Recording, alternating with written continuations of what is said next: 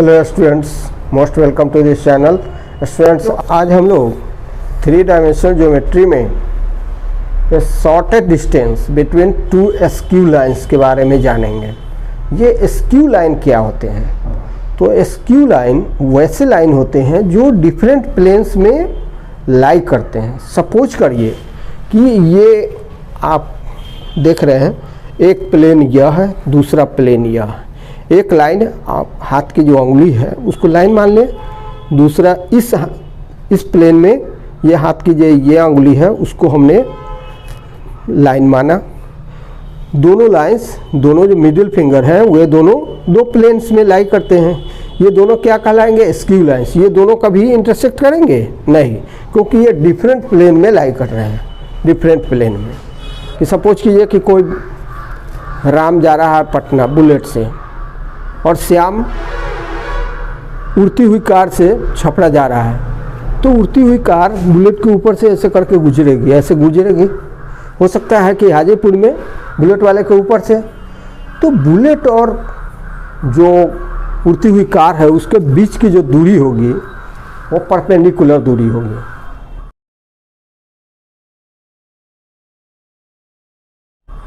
और ये दोनों लाइन, जो उड़ती हुई कार चल रही है वो उसका प्लेन अलग है, और जो बुलेट से चल रहा है वो धरती पर चल रहा है, रोड पर चल रहा है, वो प्लेन अलग है। दोनों अलग प्लेन हैं, उन दोनों का मिलने का कोई चांस नहीं है। अब दोनों के बीच की दूरी जो होगी वो परपेंडिकुलर होगी दोनों पर, दोनों प्लेन्स पर।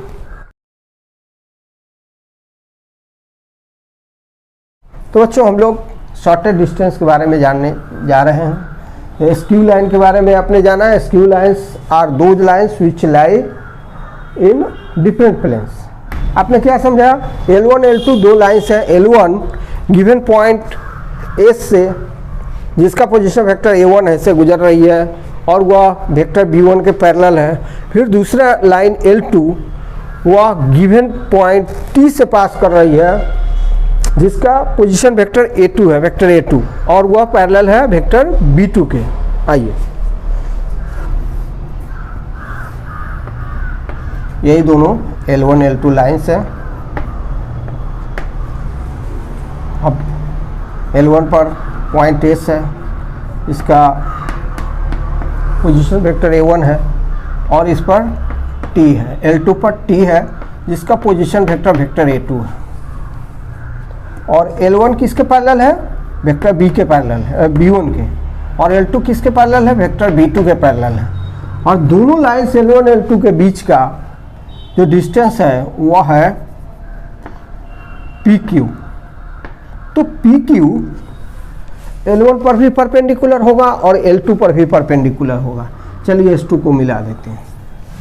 लेट PQ वेक्टर भी, इसका वेक्टर चिन्ह लगा सकते हैं। Vector PQ is the distance between L1 and L2। Vector form में रख रहे हैं इसको, PQ को। ऐसे डिस्टेंस क्या होता है? स्केलर होता है, बट हमें वेक्टर फॉर्म में रखने की ज़रूरत है। तो vector PQ is the distance between L1 and L2। अब PQ जो होगा, वेक्टर का फॉर्म में हो या स्केलर का फॉर्म में हो, PQ, vector PQ perpendicular to vector B1 and PQ, vector PQ is also perpendicular to vector B2। B1 B2 दोनों पर परपेंडिकुलर हो। जैसे सपोज कर लीजिए, यहाँ पर एक प्लेन यह है, दूसरा प्लेन आपका यह है। इसमें एक लाइन यह है, इसमें एक लाइन यह है। अभी दोनों के बीच का जो डिस्टेंस होगा, दोनों के बीच का जो डिस्टेंस होगा, ऐसे वह डिस्टेंस दोनों लाइन पर परपेंडिकुलर होगा। लाइन, ये जो ऊपर में लाइन है उसके और नीचे वाले लाइन दोनों के, दोनों पर परपेंडिकुलर होगा। तो PQ दोनों L1 और L2, L1 L2 नहीं कहेंगे,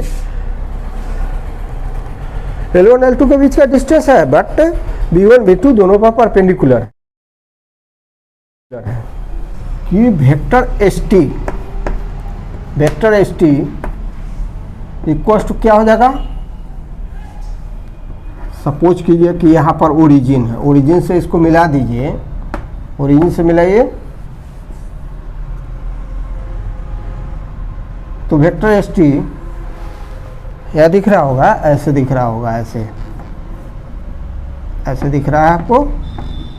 तो वेक्टर में ट्रायंगल ला लगाएंगे, ट्रायंगल ला से एस टी किसके किसके बीच, एस टी का वैल्यू क्या होगा, वेक्टर एस टी कितना होगा, vector S T triangle law से O T minus O S होगा, position vector of T minus position vector of S, या पहले से जानते हैं एस टी का value O T minus O S होगा। ओ टी क्या है, पोजीशन वेक्टर ऑफ टी है, और ओ एस क्या है, पोजीशन वेक्टर ऑफ एस है। तो टी का पोजीशन वेक्टर क्या है, वेक्टर ए टू है, तो vector A two minus vector A one होगा। समझ में आ गया होगा वेक्टर एस टी का वैल्यू कितना हुआ। चलिए अब पी क्यू के डायरेक्शन में, पी क्यू जो है वह वेक्टर बी वन पर perpendicular as well as vector B two पर, दोनों पर परपेंडिकुलर है। तो दोनों को कंटेन करने वाले line vector P Q is perpendicular to vector B one and vector B two, both दोनों पर परपेंडिकुलर होगा। तो वेक्टर पी क्यू जो होगा B one cross B to,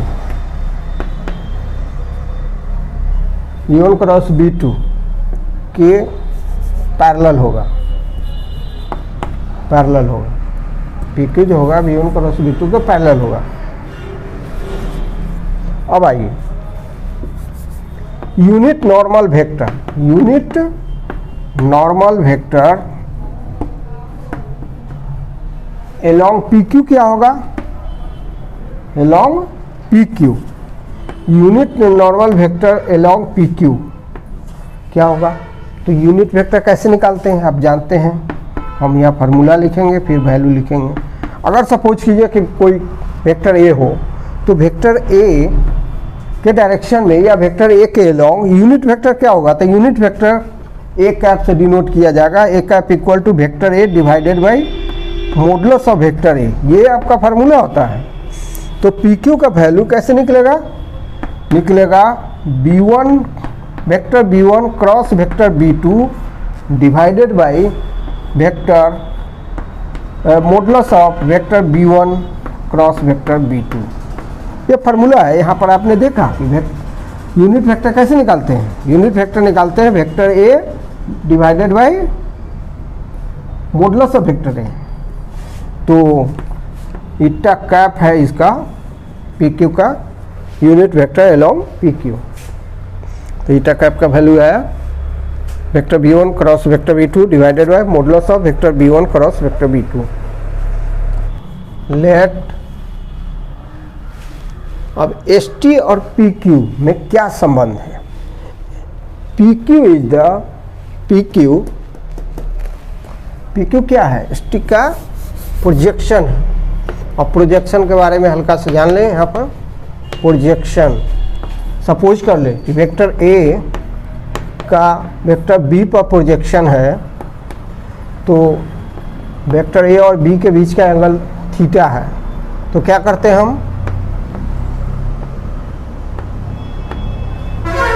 projection के केस में अगर वेक्टर ए का वेक्टर बी पर प्रोजेक्शन निकालना हो तो क्या करेंगे, हम इस पॉइंट से परपेंडिकुलर ड्रॉ कर देंगे वेक्टर बी पर, और तब देखिए cos theta equal to B by H होता है। कॉस थीटा इक्वल टू कितना होता है, बी बाई एच। तो बी बाई एच, बी क्या है, बी है ओ बी, बी है ओ बी, स्केलर का फॉर्म में ही निकलेगा ओ बी, अब बाई एच क्या है, ओ ए है। तो ओ बी का वैल्यू क्या आएगा, O B equal to O A cos theta आएगा।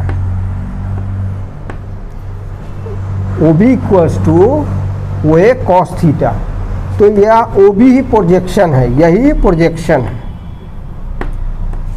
प्रोजेक्शन ऑफ ओ ए है।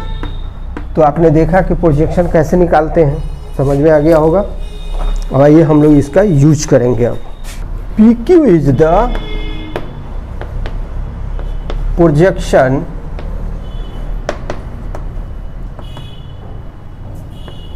ऑफ कौन सा, S T, vector S T. P Q जो है वह एस टी का प्रोजेक्शन है। Let the angle between vector S T and P Q is theta. Suppose कर लीजिए थीटा है, पी क्यू और एस टी के बीच का एंगल सपोज कर लीजिए कि थीटा है, इसका ये प्रोजेक्शन है।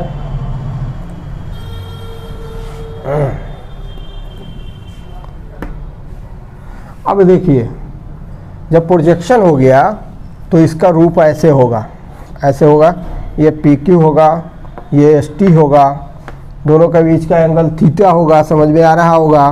परपेंडिकुलर ड्रॉ करेंगे तो कॉस थीटा बराबर क्या हो जाएगा, जब एस टी का प्रोजेक्शन पी क्यू है तो और दोनों के बीच का एंगल थीटा है, तो cos theta equal to B by H होता है, cos theta equal to B by H. तो कॉस थीटा इक्वल टू यहाँ पर कितना हो जाएगा, बी है vector P Q, vector P Q divided by H कितना है, वेक्टर एस टी है, वेक्टर एस टी है वेक्टर का फॉर्म में। तो वेक्टर पी क्यू कितना हो जाएगा, या कॉस थीटा कितना हो जाएगा, कॉस थीटा आप छोड़ भी सकते हैं यहीं पर इस रिजल्ट को, और vector P Q equals to vector S T cos theta, ऐसे लिख सकते हैं। अब देखिए कोई भी vector, any vector, vector A equals to कितना होता है magnitude into unit vector along vector A, magnitude into unit vector, ये क्रॉस नहीं है, इनटू है, unit vector along vector A. चलिए आप जानते हैं कोई भी vector magnitude into unit vector along that very vector होता है। यहाँ पर देखिए वेक्टर पी क्यू कितना होगा, vector P Q equals to magnitude, suppose कर लीजिए पी क्यू का डिस्टेंस p है, पी क्यू का लेंथ p है, तो मैग्नीट्यूड पी क्यू का कितना हो जाएगा, d हो जाएगा, d इनटू यूनिट वेक्टर कितना हुआ था, ईटा कैप हुआ था, पी क्यू के अलोंग यूनिट वेक्टर कितना है, ईटा कैप, तो पी क्यू का वैल्यू कितना हो जाएगा, d इंटू ईटा कैप। अब देखिएगा कि अगर एस टी और पी क्यू के बीच का एंगल थीटा है, एक बार हमने यूज किया है, if theta is the angle between vector S T and vector P Q. तो एस टी और P Q, vector S T dot vector P Q dot product या स्केलर प्रोडक्ट कितना होता है, तो हो जाएगा वेक्टर एस टी का modulus into vector P Q का modulus into cos theta, into cos theta, ये हो जाएगा। चलिए दिस इम्प्लाइज कॉस थीटा का वैल्यू कितना हो जाएगा, कॉस थीटा का value vector S T dot vector P Q divided by S T into P Q हो जाएगा। ये दोनों इसके मैग्नीट्यूड हैं, एस टी और पी क्यू। चलिए कॉस थीटा का वैल्यू हुआ, तो cos theta equals to vector S T dot vector P Q divided by vector S T into P, हाँ S T into P Q. S T P Q क्या है? S T का magnitude है, P Q इसका magnitude है vector P Q का। तो आइए अब कॉस थीटा के बदले हम P Q by S T रख सकते हैं, या चलिए कॉस थीटा का वैल्यू वेक्टर एस टी का वैल्यू कितना आया था? वेक्टर एस टी का value vector A two minus vector A one dot P Q. Vector P Q का वैल्यू कितना होगा? वेक्टर पी क्यू का वैल्यू आया था डी ईटा कैप, यही आया था बाई एस टी का वैल्यू रहने दी, अभी एस टी लिखा हुआ इंटू पी क्यू के बदले आप डी लिख सकते हैं। एस टी डी नहीं, एस टी डी देखने में अच्छा लग रहा है। S T D equals to क्या हो जाएगा? Vector A two minus vector A one, और डी से डी को काट सकते हैं, काट दिए। ईटा कैप, अब ईटा कैप का वैल्यू आपको याद होगा कितना था vector B one cross vector B two divided by modulus B one cross B two था, बी टू ऐसे था आपको याद होगा। कॉस थीटा का वैल्यू ये था, कॉस थीटा का वैल्यू ये आ गया। अब vector P Q equals to vector S T into cos theta है, तो मॉडुलस क्या हो जाएगा? वेक्टर पी क्यू का मॉडुलस बराबर है वेक्टर एस टी का मॉडुलस इंटू कॉस थीटा का मॉडुलस, ले या न ले उससे कोई फर्क नहीं, ये हो जाएगा। This implies P Q equals to S T cos theta हो जाएगा, एस टी कॉस थीटा होगा। इसका मॉडुलस लेने पर P Q equals to S T cos theta. P Q किसके बराबर है? पी क्यू का जो मैग्नीट्यूड था वो डी था, तो पी क्यू भी लिख सकते हैं या ये डी लिखते हैं, बराबर है S T cos theta. S T into cos theta का वैल्यू हम यहाँ से पुट करते हैं, A two minus A one dot B one cross B two, vector B one cross vector B two, इसको ब्रैकेट में रखते हैं, divided by S T into vector B one cross vector B two का modulus. S T cut गया, तो vector A dot vector B और vector B dot vector ए दोनों equal होते हैं, इसलिए अगर हम पहले लिखते हैं बाद में लिखते हैं उससे कोई फर्क नहीं। फिर भी हम डी का वैल्यू मतलब shortest distance D equals to vector B one cross vector B two और dot vector A two minus vector A one divided by modulus vector B one cross modulus B two. अब पूरा का mod लेंगे हम, जब distance निकालते हैं तो हम मॉड में ही रखते हैं, यहाँ पर भी तो हमने मॉड लगाया था, मॉड में ही रखते हैं। तो इस तरह से डी का value vector B one cross vector B two dot vector A two minus vector A one divided by modulus of vector B one cross vector B two आया।